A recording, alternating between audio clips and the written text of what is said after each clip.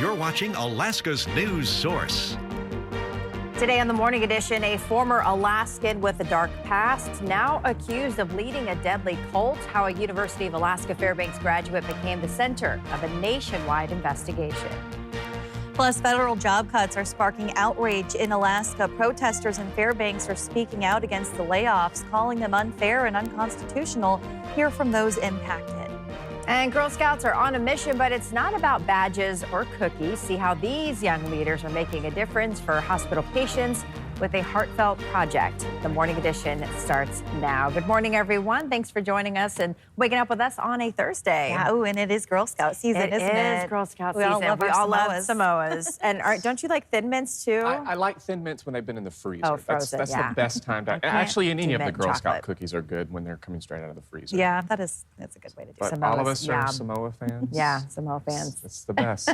Still holding on to those warm conditions as you step outside this morning. Those temperatures have been dipping well below freezing for some areas, and that is allowing for some slick spots to form on those roadways as we continue with this freeze-thaw pattern across South Central. Now, for the most part, many areas seeing those temperatures sitting right around about 28 to 32 degrees, but we are seeing other locations as you head out towards the Copper River Basin and areas east of Chickaloon, which are on the colder side. 30 degrees currently here in Anchorage. We are going to continue to hold on to some cloud coverage, not as widespread of rain as what we've been seeing out towards Prince William Sound, but we are still holding on to additional rain that is pushing through the Gulf of Alaska. 16 in Eureka, 19 degrees in Golcana. Notice a bit clearer skies to be expected for the first part of the morning.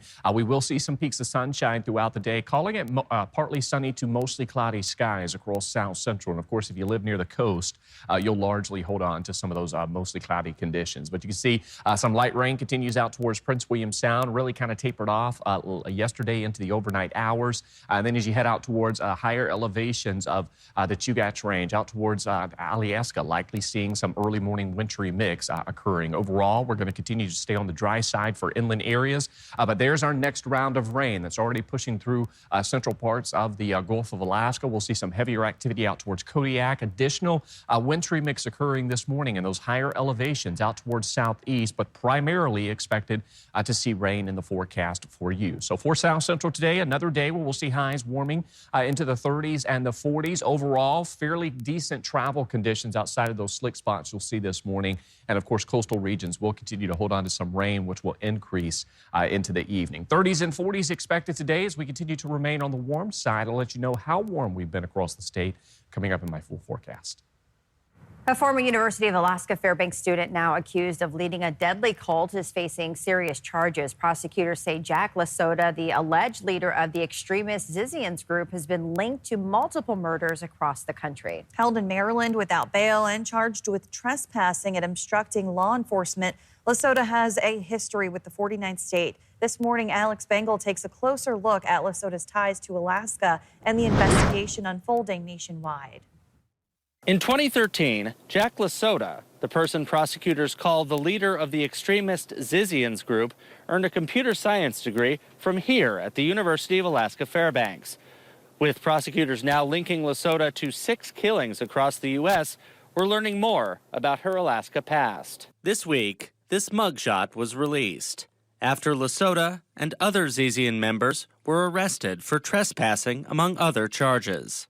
Prosecutors have accused her followers of murdering a Border Patrol agent in Vermont last month. Members of the Zizian group, for which LaSota is said to act as a leader, are also charged with several other murders, including a California landlord and a Pennsylvania couple. The Associated Press reports LaSota started that movement after graduating from UAF, moving to the San Francisco Bay Area, and blogging under the name Ziz about veganism and gender theory. This obituary appeared in Fairbanks in 2022 after the AP reports the Coast Guard responded to a report LaSota fell out of a boat in San Francisco Bay. A University of California professor currently writing a book on America's views on cults says it's too early to know the connection between LaSota and those prosecutors have accused of the murders. The internet is so diffuse that it's really hard to pinpoint both connections between people and the kind of causality that, especially in a legal case, you might want. Is these tenuous connections that are holding together a story of many people acting seemingly under the control or influence of an individual. But I don't think we yet know that. We'll keep following LaSota's Alaska connections in the coming days. Our expanded coverage is live right now on our website and on our mobile app. Alex Bengal, Alaska's news source. Well, 2 pedestrians died in Anchorage, both within hours of each other Tuesday night. That's coming off a record year in 2024 when 15 people were killed on Anchorage streets. The first pedestrian death of this year. It happened a little before 9 on a stretch of Tudor Road between McInnes and Lake Otis.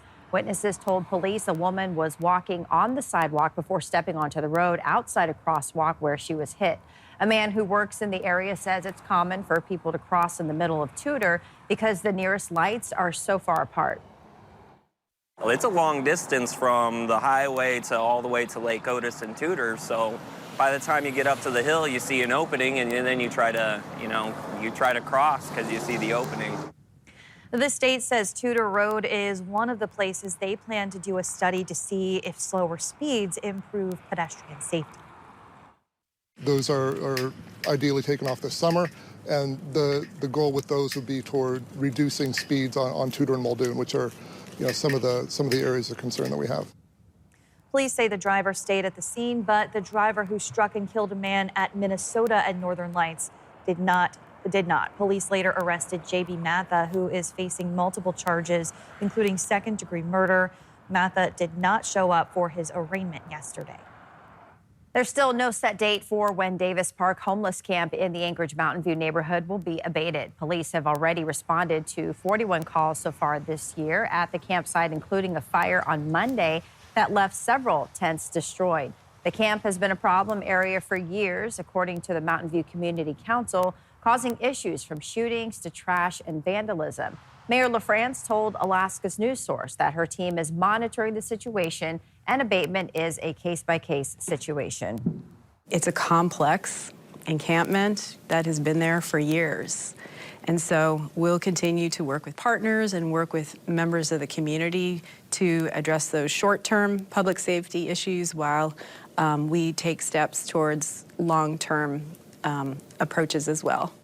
For us, we've had really good overall conversation with the city and just ensuring that what we know we're getting is also getting out to the broader community. But now it's time for resolution. What's the next step? The Mountain View Community Council says it's been in communication with the city and expects to hear more at their next meeting, but the group stresses that there needs to be action along with those conversations. Alaska protests continued in Fairbanks over the Trump administration's massive cuts under the Department of Government Efficiency, also known as DOGE. What we're seeing so far is an unelected and unappointed person, Elon Musk, directing cuts to federal agencies that go against the tenets of our Constitution. But it's also just a really terrible way to go about making reforms to government. The people who have been fired so far have been fired simply because the government and Elon Musk think they can get away with firing them. The Fairbanks protest comes on the heels of nationwide demonstrations on President's Day, where hundreds of Alaskans rallied in communities across the state. In Fairbanks, Congressman Nick Begich confirmed that around 100 federal workers in Alaska have been laid off, calling the cuts a necessary step to reduce what he described as an unsustainable level of government employment. Elon Musk, whom President Trump has appointed to oversee his executive orders under the mission of DOGE, defended the decision, stating that saving taxpayer money requires both competence and care. Well, I guess at a high level, I think it's what the president mentioned earlier, which is that in order to save taxpayer money, it comes down to two things: competence and caring. Our extended interview with Representative Begich is live on our In-Depth Alaska podcast. And Senator Lisa Murkowski hosted a public town hall to hear from Alaskans regarding the federal funding cuts brought on by DOGE. Murkowski says she's concerned about how the layoffs could impact Alaska, from firefighting to tourism, adding she's worried about how the cuts will impact the morale of the federal workforce. Turning now to Capitol coverage, lawmakers are taking a closer look at immigration here in Alaska, with nonprofit groups presenting data on economic impacts and legal challenges that are facing immigrants and refugees. What we're talking about here are people who are here, they are legal, they have legal status, but tomorrow they don't. Correct. It could be revoked, and then they would, in fact, be undocumented if that status was revoked. Right, and then the narrative that we hear is they should go back to their home country, but maybe their hometown has been blown up. Alaska's refugee coordinator warned that recent policy changes could complicate renewals for those with temporary protected status.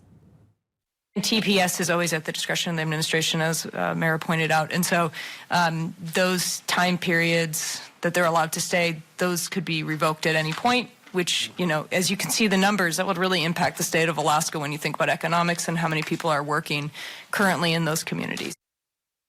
6 weeks after an armed robbery suspect wearing an ankle monitor was shot by police, state officials updated lawmakers on Alaska's electronic monitoring program. 32-year-old Michael Krishuk survived the shooting at a Midtown Anchorage spa after police say he refused to drop his gun. He'd been released on reduced bail in a separate armed robbery case and was supposed to undergo random drug testing. DOC says that never happened because he showed no behaviors or indicators that necessitated drug testing. State leaders say electronic monitoring remains the most commonly used court-ordered tool, but lawmakers raised concerns about reliability and compliance. The electronic monitoring equipment all needs to be charged on a daily basis. So if you were homeless or couch surfing, you might not be able to charge it in a steady way and then be in violation. Yeah. Correct. The director said for anyone failing to keep electronic monitoring equipment charged, then officers would work with the court on setting a different hearing. You can catch all these stories, plus how a key education funding bill advanced in the Alaska State Legislature on our free streaming channel on Amazon Fire, Apple TV, and Roku. You can also find our full newscast on that same channel and watch the news on your time. Just download the Alaska's News Source channel on your favorite streaming platform. A big change is coming to the Mountain View Community Center. The Boys and Girls Club is transferring ownership of the facility to the city of Anchorage. Leaders say the move will help expand services and better meet the needs of local families. Quinn White spoke with Mayor Suzanne LaFrance about what's next for the center. So what does the future of that building look like? What do you hope, how do you hope this will benefit youth and those who live in the area? Well, and, you know, we are just so grateful for the decades of partnership with the Boys and Girls Club, and we continue to work with them in other areas of the municipality. And this transition is an opportunity. We need to ensure that we continue to meet the needs of Mountain View residents, the needs of children, of youth, of families, you know, around childcare. But also, it's an opportunity to expand services and, you know, really work with members of the community, as we've started to do, to create a place that just really fully meets the needs of folks there. Boys and Girls Club staff say the effort aims to best meet the needs of the Mountain View community. You know, we all want the Mountain View community to have the type of activities that they want for their children, and we're here to help, you know, make that transition as smooth as possible. The Boys and Girls Clubs of South Central Alaska do not have plans to replace the facility, but will continue to operate its 3 club facilities in Anchorage and in Eagle River. Quinn White, Alaska's News Source. The Parks and Recreation Department will take over operations on June 1st. After the break, Girl Scouts are known for their cookies, but this time they're serving up something even sweeter. See how one local troop is bringing comfort and care to hospital patients in a big way next. As February draws to a close, we continue warm conditions across the state. I'll let you know how warm we have been, as well as a look ahead to the weekend. But first, the sunrise, 8:25 in Anchorage, 7:15 in Juneau. Your full forecast is next. Good morning, everyone. Thanks for joining us once again here on a Thursday morning. Yeah, let's check in with Aaron and see how those warmer temperatures are doing. We are waking up this morning. Temperatures, they are below freezing, but nowhere near where we should be for this time of year. Be prepared for some of those slick road conditions across parts of South Central, where we are continuing to see some of that freeze thaw really leading to that melting, which is refreezing on those roadways. 6 degrees currently in Fairbanks, 1 degree in Northway. Still holding on to those colder conditions along the slope as northerly winds are persisting, and that is keeping those afternoon highs well below freezing or well below zero for this time of year. Afternoon highs for the slope have been sitting right around 10 below, while overnight conditions have dropped down to about 20 below. Looking at our winter breakdown, and when you look at winter from a climatological perspective, you only break down December 1st through the end of February. We're still plenty of days left in February, but right now we're currently sitting at 30.8 for Juneau, which is currently the 23rd warmest winter on record. Now, this average has actually been driving downward, and that's largely due to the cooler conditions that we have been seeing for a good portion of February. Meanwhile, Fairbanks, Utqiagvik, certainly sitting on the warmer side, both holding on to the currently sitting at the 5th warmest winter on record. In fact, there's only been 15 winter seasons, where Fairbanks have seen that average temperature sitting above 0 degrees. And this year is one of those, and it is the warmest winter for Fairbanks since 2001. Still holding on to that area of low pressure in the Gulf of Alaska, and another one that has been building into the Bering. Still holding on to those breezy conditions and rain through the Gulf of Alaska. Meanwhile, as you head through the western Aleutians, the Pribilofs and areas out towards the Bering Sea, we're holding on to rain and snow in the forecast with that area of low pressure. So still holding on to active conditions across the state, as well as some warm weather. Big concern here over the next couple of days continues to be that rain out towards coastal regions of south central as well as southeast. That will continue to build inland. You can see coastal regions of south central will tap into some of that heavier activity into the afternoon and evening hours.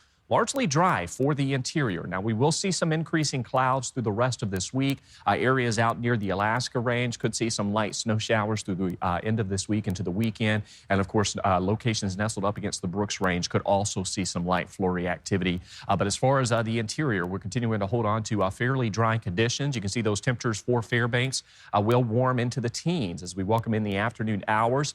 Seeing a bit more cloud coverage today, but we'll still see some peaks of sunshine in the forecast, and that 7-day continues to favor highs sitting in the teens and 20s. A few mornings could see those overnight lows dipping below 0, but this active weather continuing to reinforce these warmer conditions. We've got breezy winds across the Kenai out towards Kodiak, where we could see some of that heavier rain returning into the evening hours. Another day with 30s and 40s expected. Winds won't be too terribly breezy today across south central, but we could see some winds upwards of about 25 to 30 miles per hour. 30s and 40s in the valley, much like we saw yesterday. A bit more sunshine can be expected for you compared to the rest of south central. And then that 7-day forecast, daily highs sitting in the mid to upper 30s. Still watching that potential for some snow next week. Right now, still beginning to trend more towards the drier conditions, but we still have that potential that we'll hold on to some snowfall Sunday night into Monday. So we'll be watching for that. Otherwise, most of the impacts will be for coastal regions. All right. Thanks, Aaron.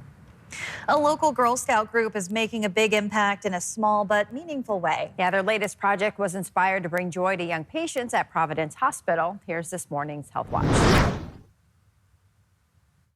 We were making Alaska wildlife, and so I decided to make a lynx. A little paint and a lot of heart. Girl Scouts of Alaska Troop 1050 spent months creating something special for young patients at Providence Children's Hospital. We were trying to help the community by doing something nice, and we had a vote, and helping kids in the hospital won. The project, called Healing Ceiling, is part of their Bronze Award, one of the highest honors for junior Girl Scouts. This is the first project where they're really starting to work on those skills that empower girls to be leaders in our community. It started back in August when the troop brainstormed ways to make a difference. I painted this one. It's kind of scary in the hospital, so the idea was to make kids feel safer and more comfortable. To bring their vision to life, they held fundraisers for supplies and spent hours painting colorful tiles, each one designed to lift the spirits of children facing tough days in the hospital. Some of them have never been outside. They've never had the sun on their face directly. They've never felt the wind.